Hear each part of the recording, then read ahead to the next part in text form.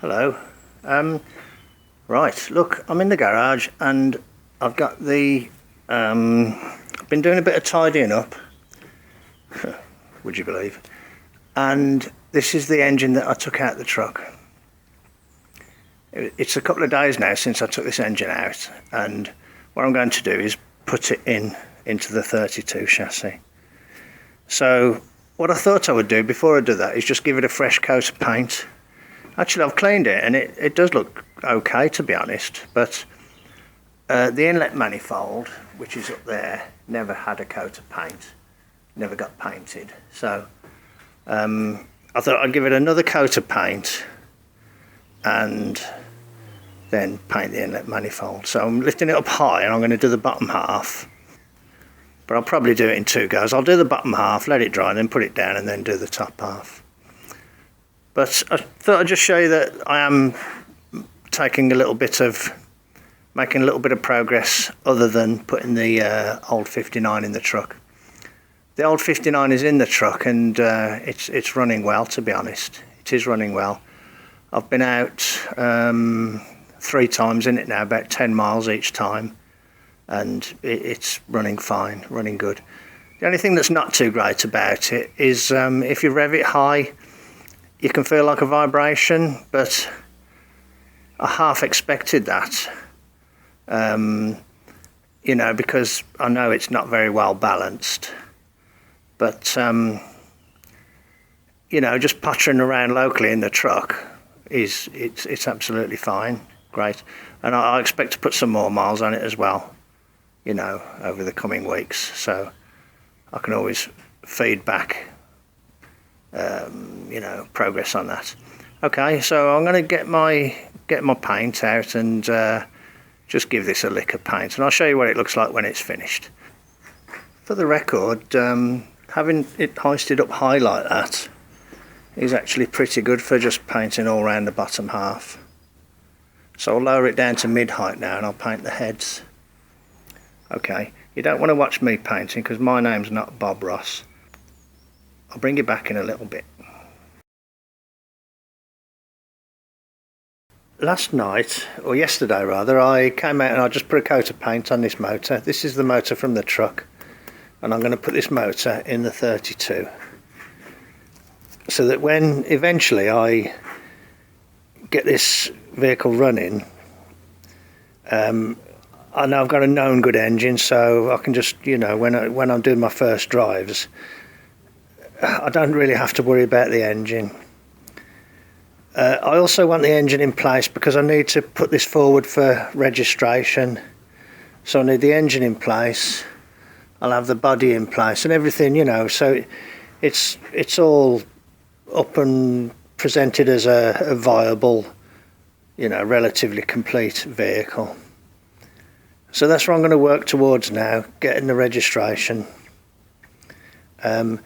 And what I'm going to do, I'm going to bring the motor across from here. I'm going to put it on here, on these pieces of wood, and then I'll move the chassis back and put the crane at the end there and put the motor onto here. And what I might try and do is use the same technique that I used on the truck, whereby you take this out and you go in through there and you manipulate you manipulate these splines with a spike down through here and push them one way and the other. I might do that to save taking the lid off the gearbox again. Okay, right, let's get cracking then.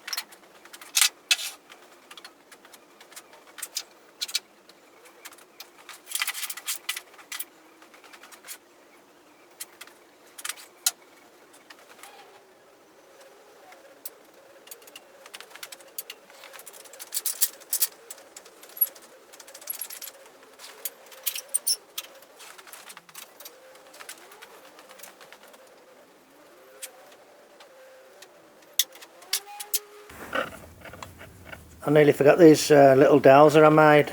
I made these when I put the engine in the truck. Just made from a 3/8 bolt cut off.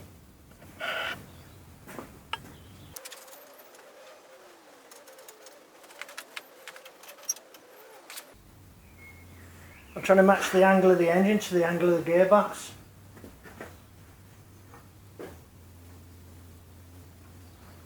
I'm a little bit too low.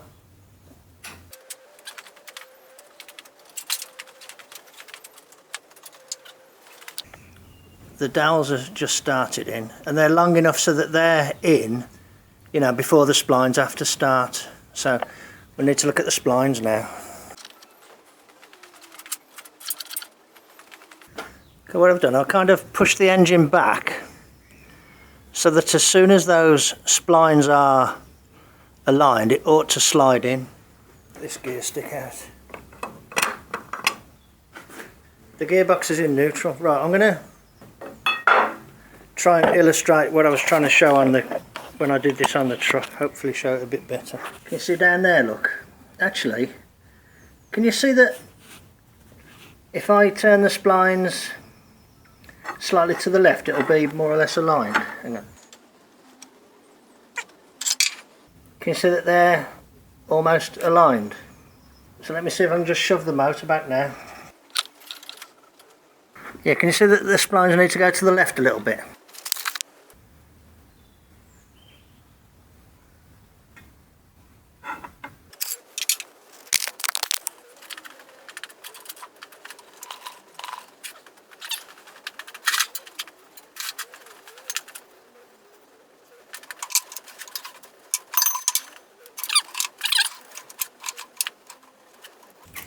I'm going to tension the motor so it wants to come back.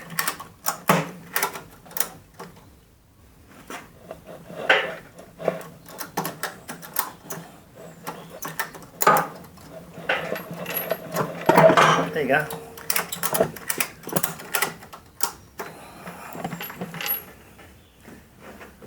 Basically, I put this ratchet strap here so that the motor really wanted to go there. So as soon as it was aligned, it went, and it did go. So now it's just a case of putting the bolts in. Look, it's just standing off a little bit, which is probably the dowels. You know, those dowels that are in there. So that was a good illustration of how to use the spike to manipulate the splines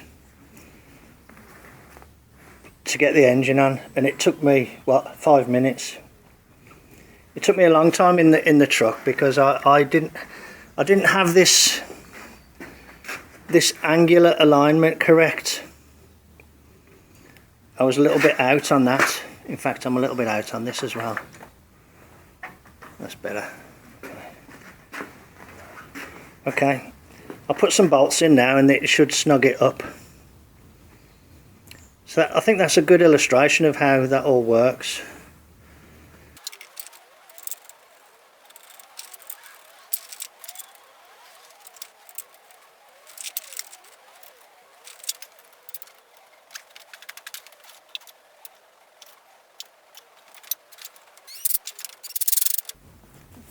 Not going too mad on these, you know, being a bit cautious because you haven't got any feel, you know. But it's snugged up nice and tight now.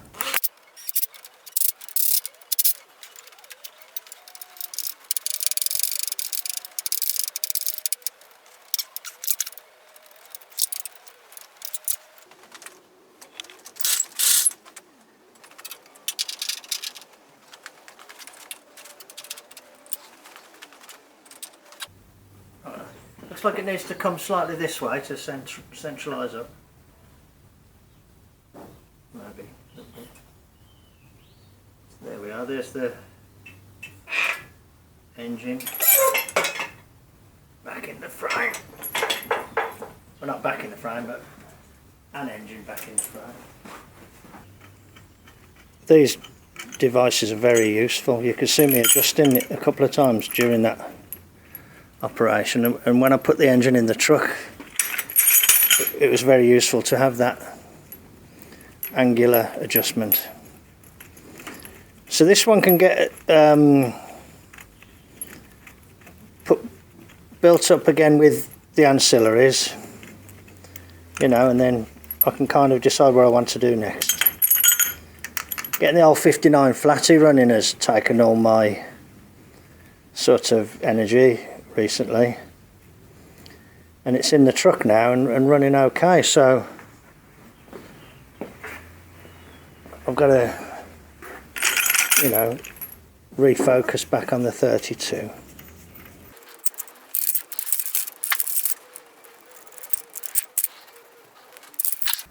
So there you go, nice simple operation, and that technique that I used then has worked well for me now a few times, but when I did it in the truck I struggled, and the number one reason that I struggled was because the hoist was kind of all the way towards the truck as it could go because it was up against the grille. In other words, the engine was hanging there more or less in the right place, but it had no sort of desire to want to go there because it was swinging away from the hoist. So that thing that I just did down with the ratchet strap, if I'd have done that on the truck, I would have got it in there a lot quicker than I did. So, lessons learned. That was only 2 or 3 days ago. You know, I've been editing the film since and thinking about it, and that's what occurred to me. Yeah, it needed pre-tensioning in. It needed pre-tensioning. That's right, it needed pre-tensioning, and that's what I just did on this one, and you saw that it worked really well. Put the carburetor on, put the fuel pump on, fuel pump stand, fuel pipe, distributor, plug leads, all these things that are just lying around there. I thought, well, I might as well put them on rather than have them hanging around. So that's all looking good. And I just got the paintbrush and touched in where the engine lifting adjustable balance thing was bolted on. I've painted in the bolt heads there and the manifold where I'd missed it, so that's looking alright, I think. Okay, right, let's leave it at that then for now. I'll catch you on the next one. Bye. I was just about to fit my radiator to the 32, and I remembered it needed a repair here. So what I've done, I've bolted it together there. I've put a couple of clamps on to hold it together, and I'm going to try and spot weld it. I'm not sure if this will work actually. If not, I can just MIG it. I'll give it a go. I'll try one there.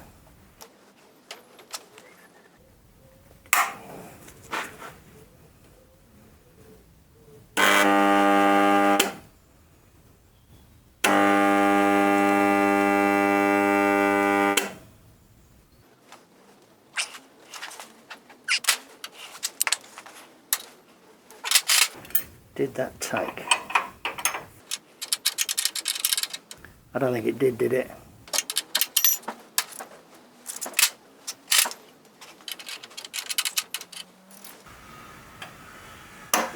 No, didn't take.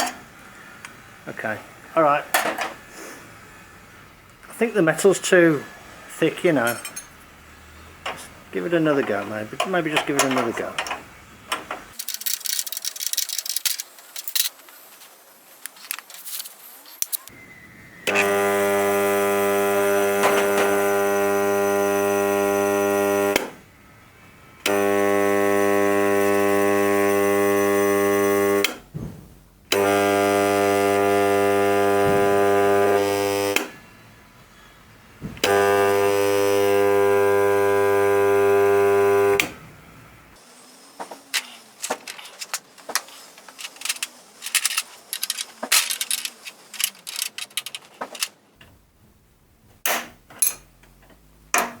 No, okay. I'm wasting my time. Right, I'll get the MIG on it. Oh, that's annoying. See, no wonder it's loose. Alright, forget that then. I'll just put a little bead there. Zip.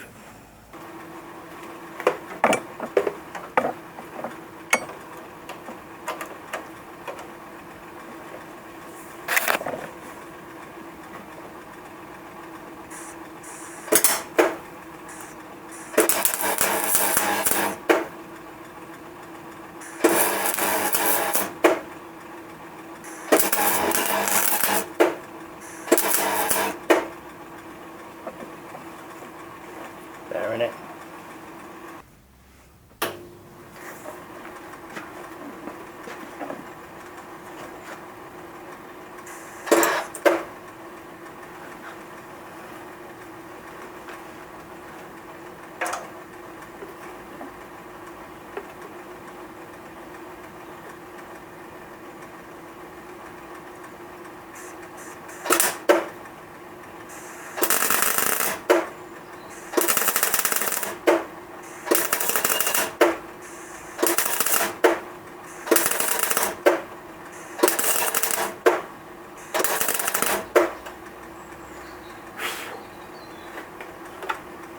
They can easily be cut if need be to get it apart.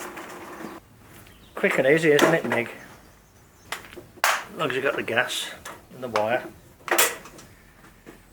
Okay, good. Right, that'll do. Stick with what you're used to, Mart, you know what I mean? It's like... I thought I'd try that, because I think it was spot welded, but it's thicker metal than I've used before. I don't use this very often. Put it away. Okay, that's good. It's not ideal because the soldering's failed on the bottom, but I think it'll be okay. You know, it'll stand. I'll just grind that bottom face because it has to sit on that, doesn't it?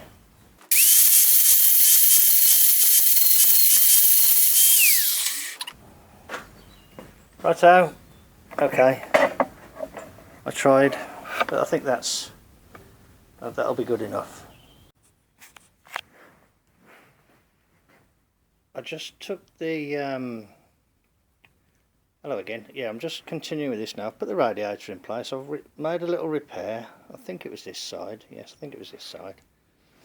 That all slipped into place as it was because everything was fine. But I remembered that I'd got this problem where the hoses were coming off these pieces. So what I've done, I've put some weld around there. I've kind of ground it a little bit and I've put a little bit of paint on. So I've just put them like that. I haven't tried to connect them to give the paint a chance to dry. I don't think it's great paint anyway, but you know, it's better than nothing. And then once those are dry, I'll connect them onto here. The one that was slipping off there, what had happened was all the paint had come off here. So the paint was stuck to there, and so there was no adhesion really between this and that. So I'll leave it till the paint dries this time. I won't even put it on today. I'll probably leave it till tomorrow. So, you know, bit by bit, things are coming back together. Okay? So just thought I'd show you those there. They're not as tidy as I would have liked, but, you know, it's rather difficult to weld so close to the end of the tube. If I can give you a hint, if you're making some of these from a piece of tubing and you want to put something like that on, put it on before you cut it off. So in other words, let's say that it comes to here and you're going to cut it off. Put your bead of weld around there when you've got good metal both sides of it, and then cut it off to suit. That'd be a better way of doing it. Just saying. Okay. Right. Okay. I keep saying okay. What isn't okay is I've lost the dipstick. I don't know where I've put it. Yeah, don't know where that is. Never mind. Little things, eh? Okay. So there we are then, there's the engine back in the chassis, everything's bolted in. Well, not the engine mounts. I want to see if I can find some of the ones with the proper bolts before I bolt that in properly. Okay. I've took the steering out so I can do the gaskets and give it a good clean and probably paint it. Okay, I'm going to go and have a cup of tea and check my footage. See you later then. Bye.